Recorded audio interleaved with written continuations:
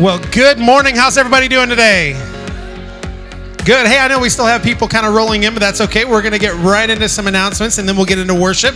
Guys, we have a couple events coming up for you very quickly. On April 27th, it's a Tuesday night. We are kicking off our Tuesday night men's studies. So every Tuesday from 6:30 to 8 p.m., beginning April 27th, we will have a men's study right up here at church. It is a great way for you to get plugged in with other guys, to dive deep into the Word, and just grow together. Again, that's going to be April 27th from 6:30 to 8 p.m., and then every Tuesday following that, I'll tell you how you can get signed up for that in just a moment. And then Saturday, May 1st, guys, that is going to be our men's spring shootout. So that we get together, we barbecue, we shoot clay birds, we have a great time. This is another opportunity for you to get connected with other guys in the church. Maybe you can't make it on Tuesday nights, but you just want to meet some of the guys in the church. Come to this on Saturday, May 1st. Again, I'll tell you how to sign up for that in just a moment. Ladies, we have a couple of events for you as well. Tonight at 6 p.m. is Ladies Bunko Night. This is always a huge event for our women's ministry, and so we would love for you to be a part of that. Again, it's going to be from 6 to 8 p.m. Make sure to bring a finger food to share. It's going to be a great time. And then next Saturday, ladies, at our Harvester campus, if you didn't know, we have a Harvester campus down at 1120 Junk Station Road. We are having a women's English tea and fashion show. This is going to be a huge event.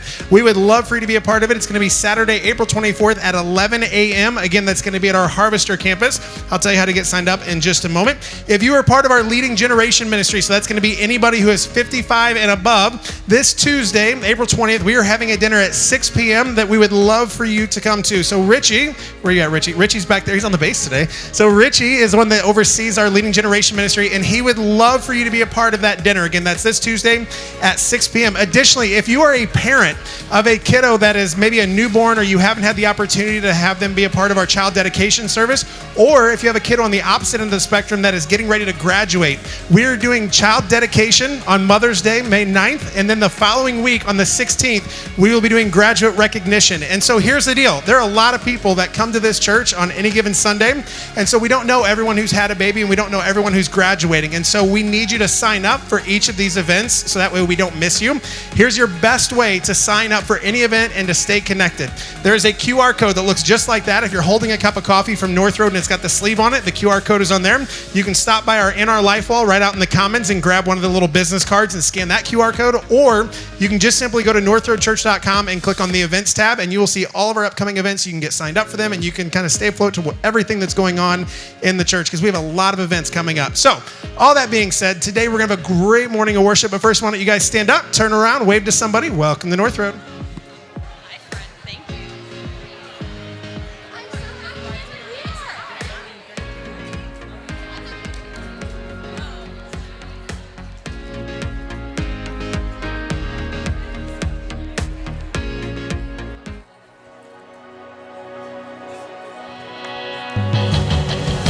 Let's sing to a God who's already run the battle this morning.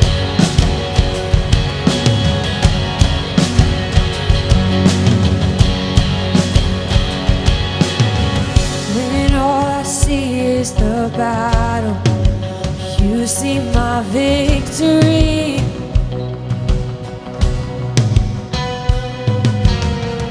When all I see is a mountain, you see a mountain move.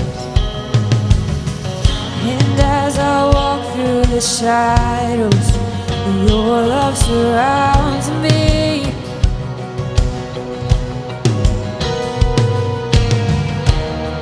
There's nothing to fear now, for I am safe with you. So when I'll fight on my knees with my hands lifted high. Oh God, the battle belongs to you, and every fear I'll lay at your feet, and I'll sing through the night. Oh God, the battle belongs to you. Yes, it does.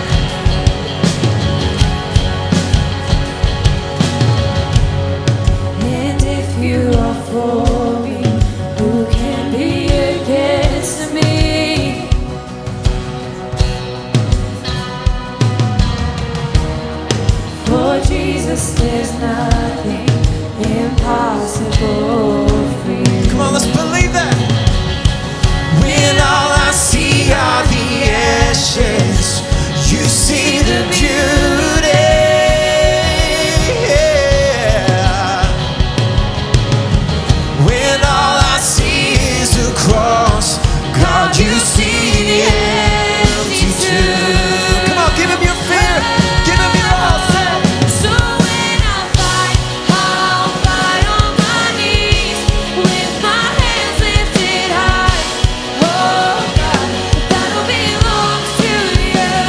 And every fear I'll lay at your feet, and I'll sing through the night. Oh God, the battle belongs to you. He is our almighty fortress. Sing this out. An almighty fortress, you go before us. Nothing can stand against the power of our God. You shine in the shadows, you win every battle. Nothing can stand against the power of our God. An almighty fortress, you go before us. Nothing can stand against the power of our God. You shine in the shadows, you win every battle. Nothing can stand Nothing can stand against him. Our fortress. An almighty fortress, you go before us. Nothing can stand against the power of our God. You shine in the shadows, you win every battle. Nothing can stand against the power of our God. Oh yeah, so when I fight, I'll fight on my knees with my hands lifted high. Oh God, the battle belongs to you.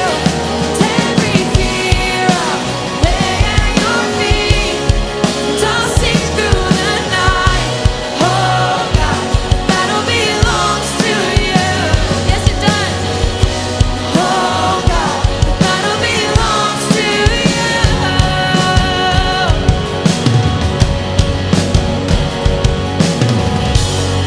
Sit down, say amen.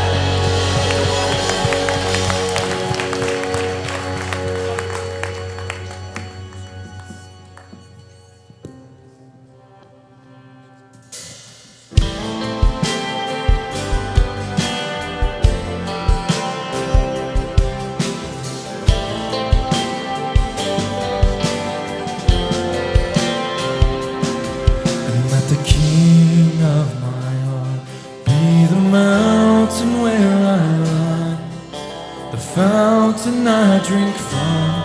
Oh, he is my song. And let the King of my heart be the shadow where I hide, the ransom for my life. Oh, sing, you are good. Sing it to him. You are good. You're good. Oh, you are good. You're good. Oh, you are good. Good. Oh,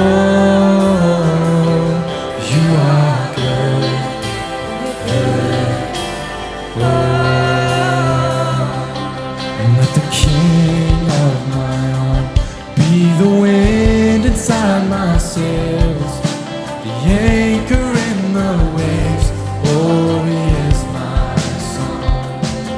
And let the King of my heart be the fire inside my veins, the echo of my days. Oh, he is my song.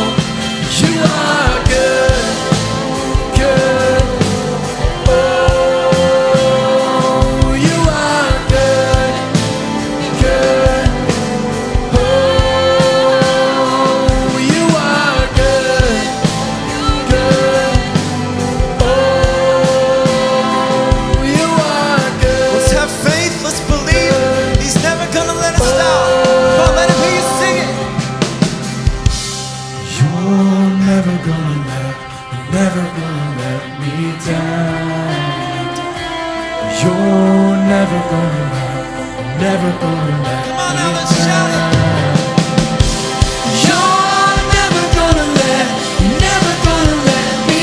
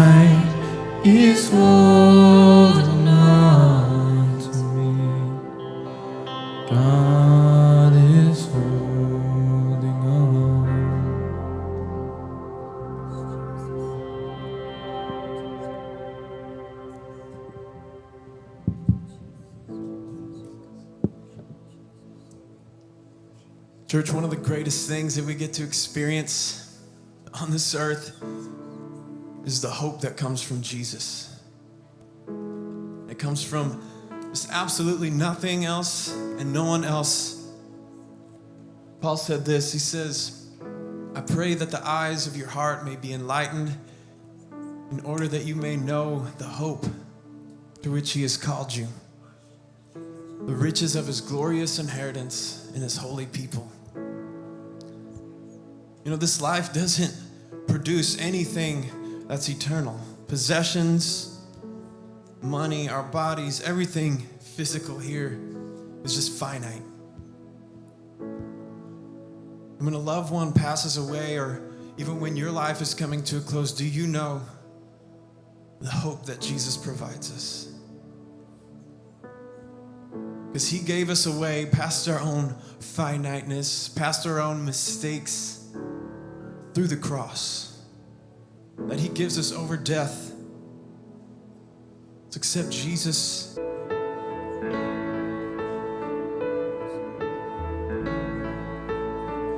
How great the chasm that lay between us, how high the mountain the King of Kings calls me.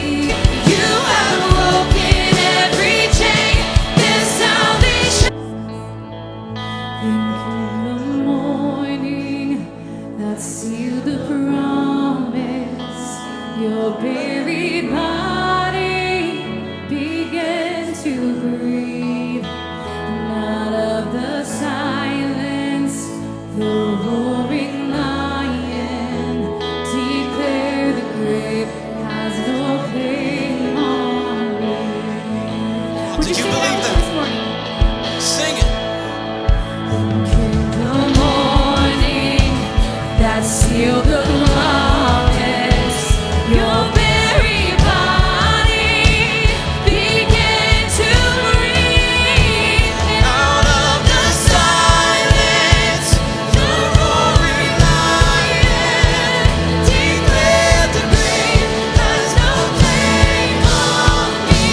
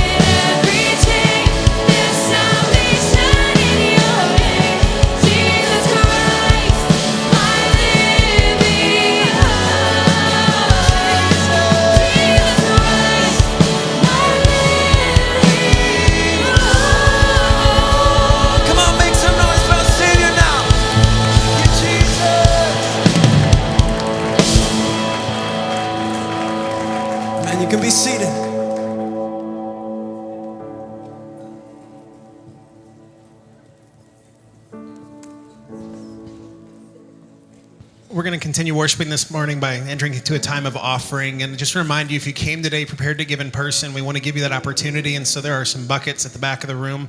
You can just drop that gift on your way out. This next part, really, if you're a guest with us today, this doesn't really apply to you. But for those of us who call this place home, I want to remind you, in the seat backs in front of you, if you're sitting in the front row, it's next to you or possibly under you if you didn't see it. We have these Activate Your Purpose cards. And what it is it's a commitment card. You know, for the last 6-8 weeks, we've been talking about the Activate movement and everything that encompasses. And so I know it seems like every week we're talking about this, but it's because the magnitude of the situation, what we feel like God is calling us to do as a church, as people in this place, in this community.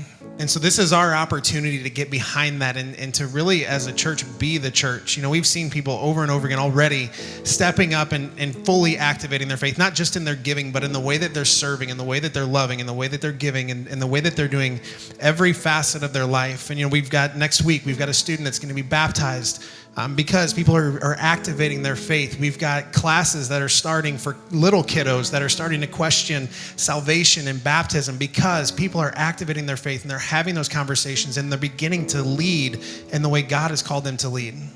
And so we want to encourage you as people who call this place home to take that card, take it home, get with your spouse, get by yourself, pray about it, and see what God would have you do. Not just in the level that you would give, but in the direction that he wants you to fully activate. What does that look like in your context? For each of us, it might be different. For some of us, it means that we're going to step up and we're going to serve like we've never served before. For some of us, it means we're going to lead our home in a way that we've never led before. For some of us, it does mean we're going to give in a way that we've never given before. But here's what I know. If we as a church will be a church full of people who are fully activated in their faith and everything that God has called us to do, we will be a church that lives life on purpose in a way that we never have before. And we will see God move in a way that will blow us away. Not just within the confines of these walls, but in this community, at Harvester, and in every community in between. And people will know him because of the love that we share. But for a moment, I just want to pray. I want to pray that this morning we would have no agenda, we would have no itinerary other than him being worshiped because he's worthy. That he would be glorified, not us, but him. Father, you are so good. And we are so thankful that we even have the opportunity to sit in this room and worship you. And God, that's exactly what we want to do, is worship you because you are worthy. Now, whether we're sitting in this room or we're sitting at home watching this online, God, may everything we do be an act of worship. Not just the way we sing a song, God, but in the way that we love, in the way that we serve, in the way that we give, in the way we hear your word, in the way we receive it, in the way we allow it to just change us. God, we want nothing more than to look just like you. And so, God, in these next few moments, would you allow us to fully understand what it means to love in the way that you've called us to love? God, more than anything this morning, we want you to be worshiped. We want you to be glorified because you are worthy. God, move in this place today. You are so welcome here. Amen.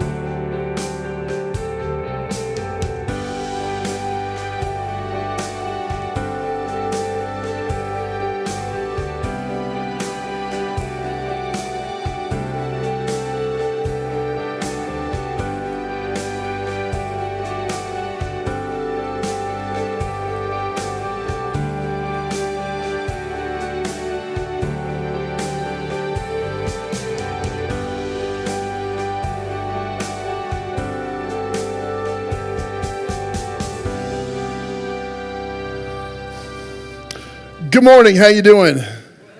It is awesome to see you guys. It's exciting to be back. I was gone last week because we moved, and I heard a bunch of rumors about why we were moving, but what we actually did was sold our house and bought the house next door, which if you've ever done that, that's the stupidest thing you'll ever do.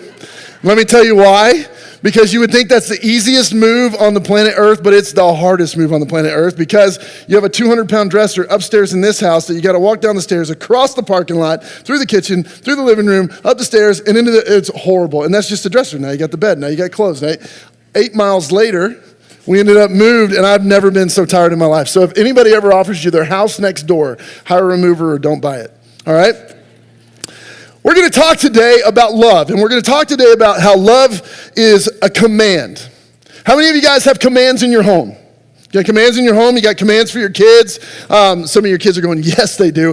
We have commands in our home. We have 5 boys, and usually now there's 4 in the home, and usually it's a big ruckus and a big fight, and they're always boxing, and we don't really kind of break down on that. But at some point it gets like beyond control. Like the couple months ago, our kids were kind of boxing, and Isaac, who's a lot bigger than Ty, even though he's a year younger, he hauls off and roundhouses Titus, and all you see is the bottom of Titus's feet. And at that point, we're like, Isaac, stop! It's not optional anymore. It's a command. Right? There's no deal breaker here. You're either going to do it or you're going to be in a major amount of trouble. I mean, it's over. It's a command. You got to stop. Right? Did you know that in the Bible, there's 1,008 commands that God gives? We know 10 of them, right? The 10 commandments. But there's 1,008 commands that God gives in the Bible. But did you know out of those 1,008 commands that only 7 were given from Jesus? Jesus gave 7 commands in the New Testament. Now, if who God said, if you want to get to know me, get to know my son, right? If God said that about Jesus, and Jesus gives 7 commands, those are really important commands. And the one we're going to look at today, I just got to tell you, are you ready to be challenged by God? Are you ready for God to kind of get in your kitchen a little bit and ask some hard questions and really challenge your life? Because I'm just here to tell you, when I went through this and I got ready for this message, I was like, I don't really want to deal with this anymore. It's a tough one. It's a really, really, really hard one. It is going to challenge the very fabric of who you are. So you ready? Or you just want to get up and walk out now? It's okay. If you got your Bibles, do me a favor, turn to the book of John, and we're going to be in chapter 15. We're going to start in verse 12, and here is Jesus' command. Are you ready? My command is this: love one another as I have loved you. Now, as Christians, sometimes we have a way of kind of twisting the word to make it work for us, right? Because I've heard people say, well, our job is really to love other Christians. We don't have to love people who aren't like us. I've heard people say that, even though that's a lie from the pits of hell, right? But I have heard people say, well, that's just, we need to love other Christians. Who's Jesus talking to? He's speaking to the disciples, and he's saying, my command is this: love others like I loved you. Have you ever thought about how Jesus loved the disciples? Have you ever thought about the fact that they were nobodies until Jesus found them? That when Jesus found Matthew, he was a sleazy, slimy tax collector that nobody wanted anything to do with. That he, by all means, in our society, of their society in that day, he was just a piece of crud. That if you go through actually the guys, if you'll pull that up for me, Matthew was a tax collector. Judas was, he was a Judas, right? Thomas doubted everything. How would you like somebody in your life that every time you tell them something, they go, really? Are you sure? Are you serious? Are you lying to me? That was Thomas. Peter, he opened his mouth every time that somebody had something to say, and he had a comment back, and usually it was sarcastic or arrogant, and he was just kind of a jerk, right? And this is how Jesus met them. And so what Jesus is saying to them, if you go back to that first scripture for me, Brooke, he says, my command is this: you remember how I loved you? When you weren't lovable, when society called you a scumbag, when you were just nothing but a doubter, when you were just a big mouth, you remember that? I want you to love others just like that. Then he goes on to say, greater love has no one than this, than to lay down their life for a friend. Now, Jesus is giving a little bit of foreshadowing of what's going to happen coming forward, because as we know, right, Jesus is going to lay down his life for them. Okay? But I want you to think about what Jesus did when he laid down his life for us. He gave up his position. He gave up his riches. He gave up his kingship. He gave up his relationship with God. He gave up his dignity, he gave up his pride, and he hung it all out there on the cross and said, I love you. Let me ask you a question. How are you doing in your relationships right now? Are there some people in your life that you go, you know, God, I will love people for you, but oh man, Billy over here, I can't stand that dude. I can't stand her. I can't stand him. I hate that coworker. I can't stand that family member. And I know that you tell me to love God, but no. Can I say this to you real quick? Look at the next verse that he's going to say. If you can pull that up for me real quick. Is it going to freeze? We've been freezing today. You are my friends if you do what I command you to do. Don't miss this. Jesus says, greater love has no man than this, that he'd lay himself down for his friends, for others. In other words, he'd give up his agenda, he'd give up his riches, he'd give up his title, he'd give up his pride, he'd give up his anything he needed to. And you are my friends if you do this. In other words, the way I can see that I belong to Jesus is that I love others. Are you ready for me to make it really in your kitchen right now? Here's a statement that just hit me right between the eyes. You ready? A telltale sign of how connected you are to God is directly connected to how you feel about those you struggle to like. In other words, if there are some people in your life right now that you have said, I don't care what they do, I will never forgive them. If there are some people in your life right now that you go, no, I will never like them again. They'll never be a part of me again. I will never forgive them for what they've done to me. That is more a direct reflection of your walk with God than it is about them. Shoo. Isn't that tough? Isn't that tough? That was hard for me, man. That's a direct reflection of my walk with God. Let's go on. Then Jesus says this. He's talking to his disciples, I no longer call you servants. You see, you got to understand something. Jesus had 12 disciples, and if people watch them, they might think that they're servants, right? But they're not. They're his friends. He's brought them into his inner circle. He says, I no longer call you servants because a servant does not know his master's business. In other words, here's what God's saying.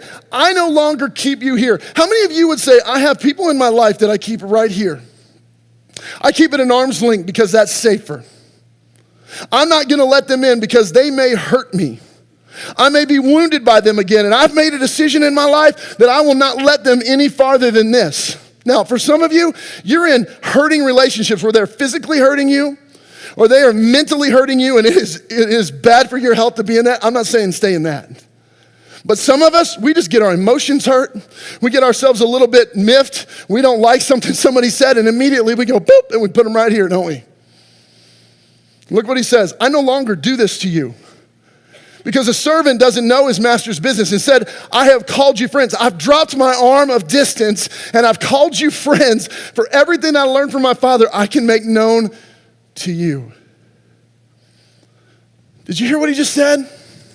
That if you have a deep walk with God and you're commanded to love God by loving others, the way God is going to get to them is through you. And if you live like this, God can't use you. Whew. And how do we know we're connected to God? Not because we sit in a chair, not because we sing the worship songs really good, not because we know the Bible verses, it's because we live them. We respond to the call and the command of him on our life, which is love others. Then he makes this statement. Whew. You ready? Here's where it's going to get really deep. You didn't choose me. This is what God's saying to the disciples. You didn't choose me. I chose you. Now, some of you in this room, you are Calvinist. You are loving this because this is right up your Calvin alley. And I'm just telling you right now, we're not going to discuss it. We're going to discuss another side of this. This is a verse that people who love Calvinism, you're like, what is Calvinism? If you don't know, just don't worry about it. But if you do know, you know what I'm talking about. And this is a statement about who God chooses, right? Does God choose us? Do we choose God? Blah, blah, blah. That's not what I want you to see in this verse. Here's what I want you to see. You ready? God makes a statement. He's talking about friends. He's talking about love. And he says, you didn't choose me. I chose you. You ready? I want you to think about this on a deeper level. Every person you let in your life as a friend, they choose you first. You're going to be like, what? How did they choose me first? You ready? Here we go. Now think with me for a second. Who have you let in your life as a friend that doesn't have your moral code? Who have you, that hadn't already chose your moral code, I'm sorry. Who have you let in your life as a friend that hasn't already chose what you like? They share the same interests. How many of you who haven't, that have a friend haven't already chose the things that you have in common? They're already like you. They've already chose to be your friend. You just don't know it because you haven't met them. And what Jesus is saying here is, I chose you when you weren't choosable. When you didn't meet my moral code. I chose you when you didn't look like me. I chose you when you were that scumbag tax collector. Matt, do you remember that? And why did he choose them? Look at this. He chose them to appoint them so they could bear fruit. Did you know everybody's job in the world is to bear fruit for God? That we would make a difference in the name of Jesus. And our job, the reason God doesn't want us to deny people but wants us to put our arm down and engage them is because when they come into our life, we can appoint them to bear fruit. My wife's in here and she's gonna cringe when I say this. We have this little boy who's been coming to our yard lately. He lives in our street and his mom and dad don't have the same moral values and he comes from a rough situation. He's 9 and our little boys are 5 and he wants to play with them all the time. And he's teaching them a new language, if you know what I mean. And he's teaching them all these different things. And about daily, I have to look at him and go home because they're 5. You can't teach them this. And I got up to finish my sermon today. Betsy, where are you? You're right there, I see you. And I was like, crud, because I got to be honest with you, I was broken. Because I missed it. Because he didn't look like us, because I was worried about how it was going to affect my kids. I told him to go home. I kept him here. And it's like God said to me, Matt, what if he came in your yard so that I could use you to appoint him to bear fruit? And I started thinking, why didn't you invite his butt to church? Why didn't you become Jesus to him? Because I was so busy doing this. Because I was trying to protect what was mine because he didn't look like our kids. And I was afraid that he would influence them. And it's so shallow, isn't it? But how many times do we all do that? With a coworker, with somebody who's hurt us, with a relative who will never hurt us like that again. And we put them right here, right? But what you don't realize is, what Jesus is saying is, hey, Matthew, before you had it all figured out, before you were perfect, guess what? I chose you, and I put you in a position to appoint you to bear fruit, and look at you now. So why would you put your hand up to people that don't look like you?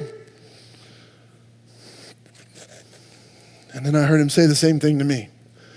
Matt, before you ever had anything figured out, I made you a pastor. You were a train wreck at 21 years old. Do you remember that? Yeah. But I didn't stiff arm you.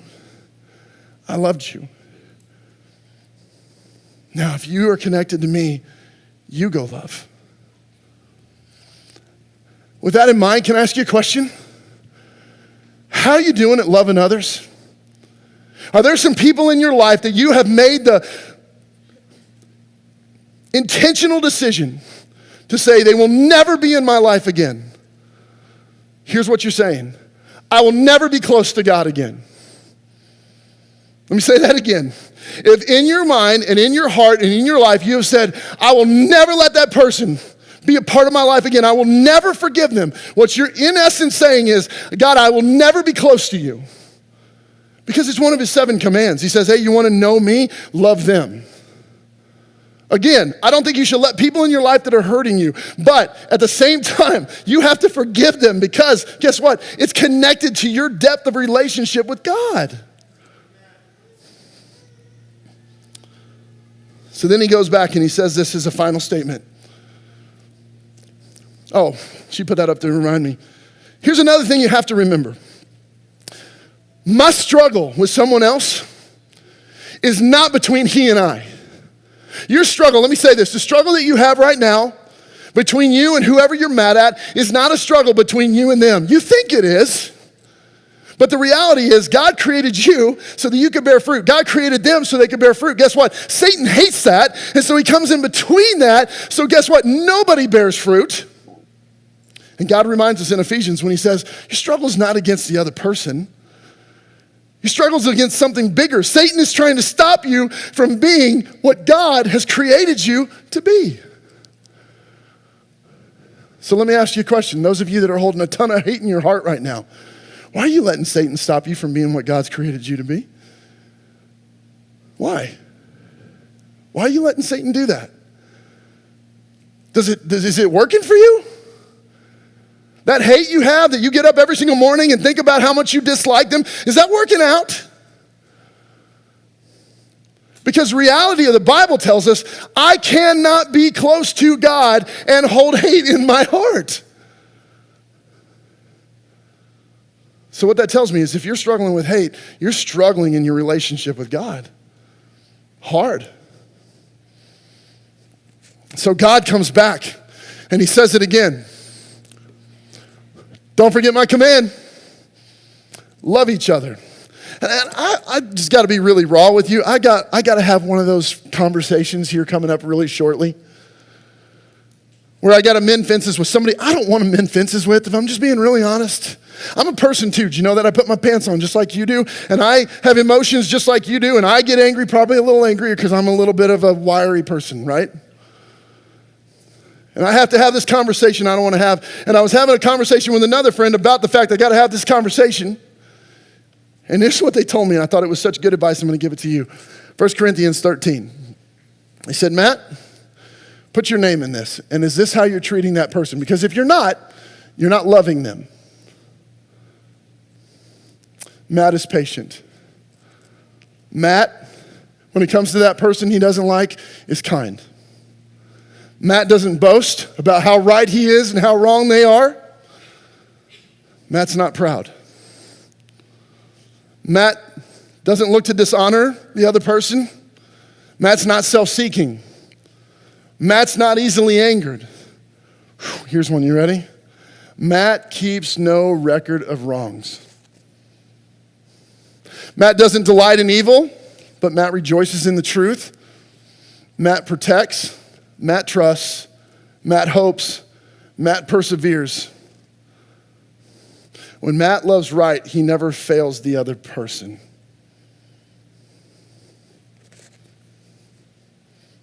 I bet if I took your life and you're really struggling in a relationship right now, I bet you're not patient, I bet you're not kind, I bet you keep records of wrongs, I bet you're not persevering in that relationship, I bet there's no trust in that relationship.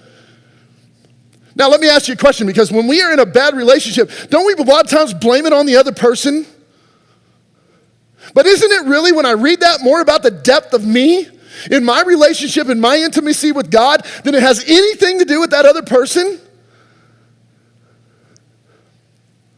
So then my hatred, my anger, my bitterness is just a reflection of the lack of depth that I have with God. It's my immaturity. I need to grow. I need to become more in love with Jesus, because guess what? If I'm more in love with Jesus, I can walk away from some of that stuff. I can let some of that stuff go. But when I hold on to anger, you know what that is? It's a telltale sign that I'm struggling in my depth with God. And it has nothing to do with them and everything to do with me.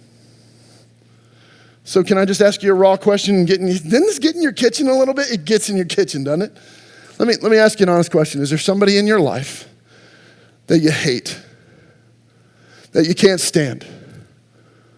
God created them. Let's just go back real quick. God created them to bear fruit. And they need you to love them so that they know they're worthy of it. And he commanded you and said, hey, you want a relationship with me? You have to love them. So how you doing with that? Some of you, you're so white-knuckled right now, aren't you? Some of you, you're crossing your arms. I'm not going to love that person ever again. What you're saying, though, is you're just simply saying to God, God, I don't trust you. And the bigger picture is it's a reflection of your walk with God. That's hard to hear. For me, that's what it was for me. It was a reflection of my walk with God. I have to grow more intimately connected to God. I'm saying that to you. And if I have to, and you're struggling like that, you do too. So what do you do? As a closer, what do you do when you know that? Do you just kind of grit your teeth and go, okay, I'm happy now, I like you? No, because that's not real. You look at God and you go, God, I have no idea how to like this person. I'm just telling you that if you will teach me, I'm willing. God doesn't need you to be perfect. God needs you to be ready to do whatever he asks you to do. God doesn't need you to overcome mountains. He overcomes mountains. He just needs your heart. So my question is this. Right now, some of you are so angry at somebody. Can God have your heart? Will you let him have it? Or will you cross your arms, grit your teeth, clench your fists, and go, no, I'll never forgive that person. Just don't forget, you're not refusing that person. You're refusing God. That's a tough thing to hear, isn't it? Let's don't refuse God. Let me pray for you. Jesus, emotions are such a big thing, and God, we can get so caught up in them, and we can get so angry, and we can get so overtaken by them, and we can make decisions like we're never going to let something go, but I can't love you, God, and not let hate go in my heart. I can't be like you and continue to hold grudges against people. So, Father, as we sing and we listen to you and you speak to our heart, God, may we have a willingness to just go, God, if you will heal me, I will take it and I will forgive. In your name I pray, amen.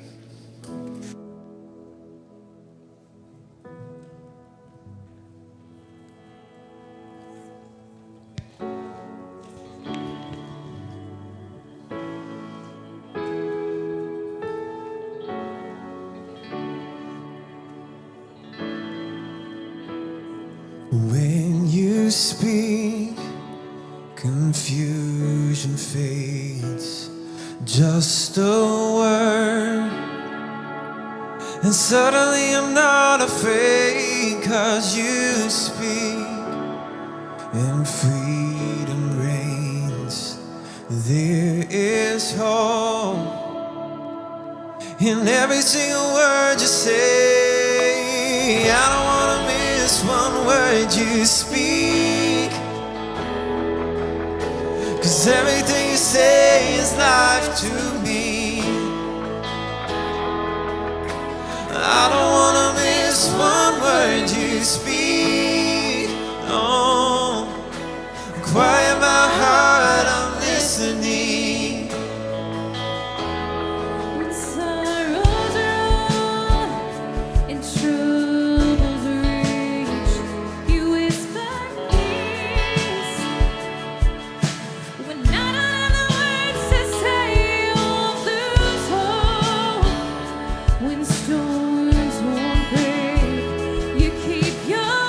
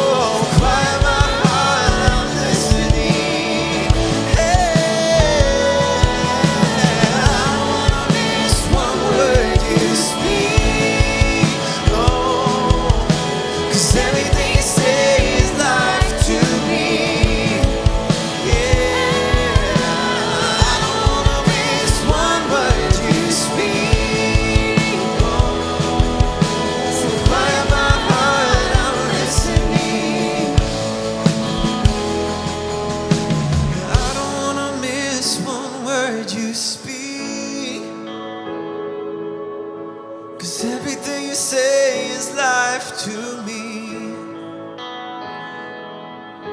No, I don't wanna miss one word you speak. So quiet my heart, I'm listening.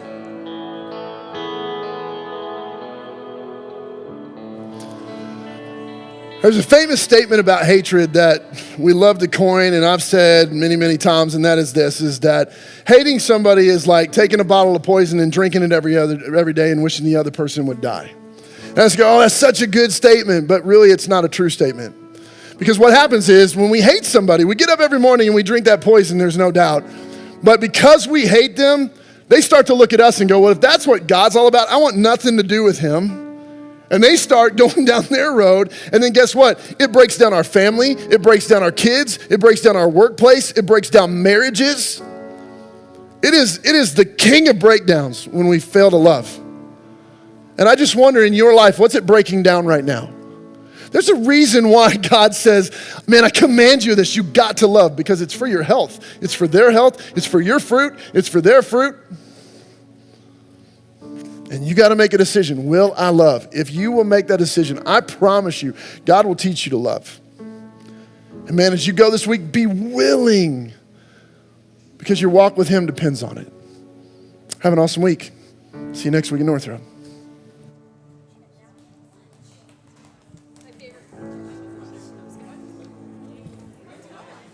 Hey guys, I'm so happy. Depending on how. So yeah, It's a lot shorter, isn't it? Ours is shorter. yeah, our church goes long. Our church goes a long time. Where do you guys go? So while I'm here, I go I go to the sanctuary. Okay. I go to a ton of different churches Yeah. around here. What's that? So, but when I'm at home, I have a home church, ATC. So that's the church that I compete with. Okay. Any other comparison? I kind of like. I just want to know schedule-wise first, but then like the actual like churches. Yeah, it's like a little pop-up shop. I think schedule-wise is pretty similar. But other than that, like actually, Other than that, that was surface level. so in our movement, we practice things called altar calls. Do you guys know what altar calls are? Yeah. So we do altar calls every single service. So every Wednesday, every Sunday. Usually our pastor will call an altar call. So very similar to what you guys did, where you guys played another song at the end. Usually similar to what you guys did, where you guys played another song at the end. Usually that's a time that our pastor invites us to come to the altar and pray, lay it down, kind of put into practice what the message that he just spoke was. So really think of that person that you don't love, and then kind of like try to clear it up with God. So kind of like the So more of like a physical coming forward rather than like staying in your seat and like having like you guys seat. yeah. We do a physical coming forward because Hey, Dawson. we're very. I'm sorry. Hey, no, you're good. Because our movement is very big on the practice of laying of hands. So we love to lay hands on each other, pray for each other. Oh God, help me bear this man's burdens with him, type stuff. Cool. So yeah, we have a physically moving forward and a spiritually moving forward. So that's what we practice at the end of services for schedule wise. Yeah. So and then our church we have a start point, but there's usually no end point. That's what you told me. So it usually just exactly. Sometimes we don't have an endpoint. Sometimes it's like we had one guy come in, and normally the message is about 20 minutes, and it's pretty Darren. One guy comes That's in. so good. It was so good. He started preaching, and like every sermon was different, and it was like each service was different. And it was so good. It was incredible. And the last sermon, it got longer and longer every time. The last one was like 45 minutes. It was incredible. He did so good. But anyway, that was the one time there was no schedule, and it was incredible. It was like, yeah. That's usually what our sermons are, like 45 minutes. Yeah. 30, 45 minutes. There's definitely some weeks where it goes longer just for the it just goes longer. For the most part, we kind of do have to stick on the schedule. So we got 3. Yeah, I enjoyed it. Music was good. Music was so good. She's a music major, so she's Are all you? about music. What do you want to do with it? Well, I first wanted to go into like producing, Okay. like, songwriting, kind of in that aspect, but I don't know. God's kind of like shifted where I'm acoustic more, guitar like, the player as church hard Dude, as, I as tell hard as you you what. thought? like worship leading. And I love worship. I don't think that set would have survived without that acoustic guitar is something. Were you able to focus with the acoustic guitarist up there? It's hard to put such a stumbling block up on stage. know. I need you to close your eyes when you worship next time then. yeah, it's, I was so stunned immediately. Hello. I really enjoyed it. This is our youth pastor. Okay.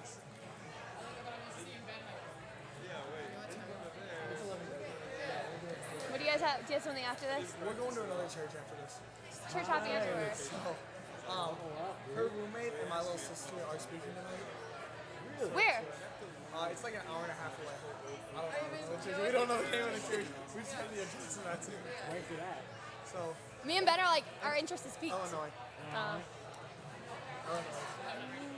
got a lot of stuff I need to do tonight.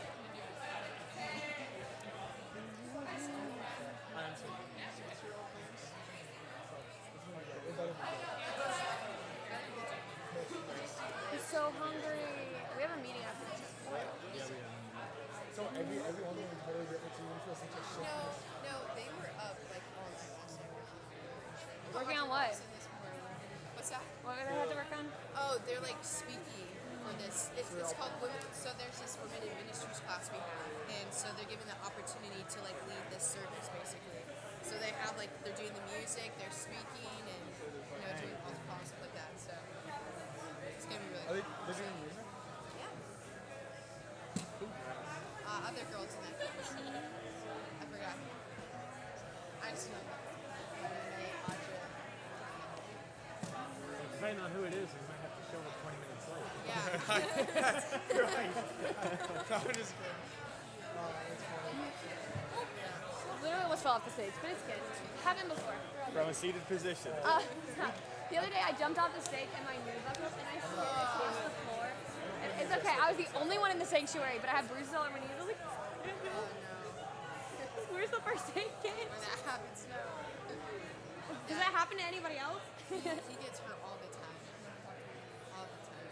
There's this time he was like longboarding in like this church parking lot, and they had like this dip, and all my friends were like, "What if he just like biffed it?" And all of us just stood here and did nothing. They just sat He there. disappeared, went down the hill. He biffed it. 5 minutes. We waited, My and tires he kept smoked. walking up like limping.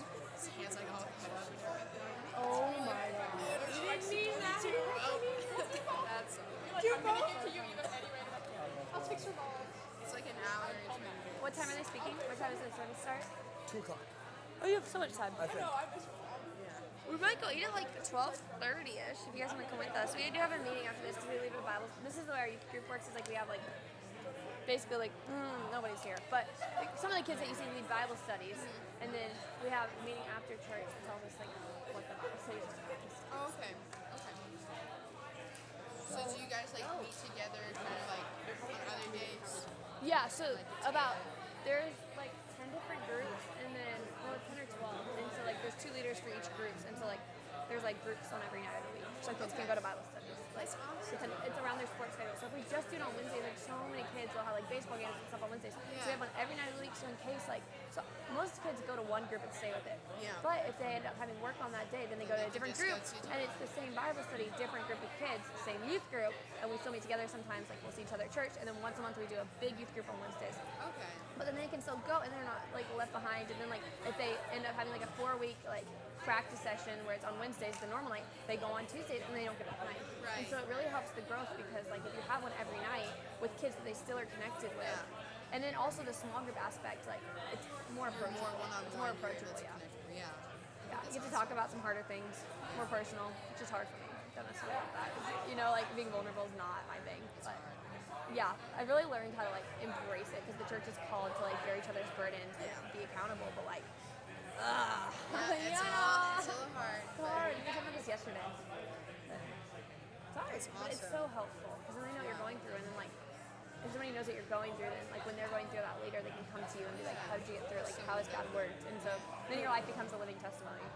There's vulnerability. I was gonna say that's what's so beautiful about testimonies is because you've seen me overcome it. Like, let me help you. Yeah, and it reminds me of the story of David. After David stayed Goliath, the rest of the Israelites had no problem fighting the rest of the Israelites. You just need to be a leader, and sometimes being a leader is not always acting like everything's okay, and this is crazy. So like that's what also the point of small groups is to build relationships and where you can have that Christian accountability. So that's what the meeting's about. That's awesome. How big of a youth group y'all got?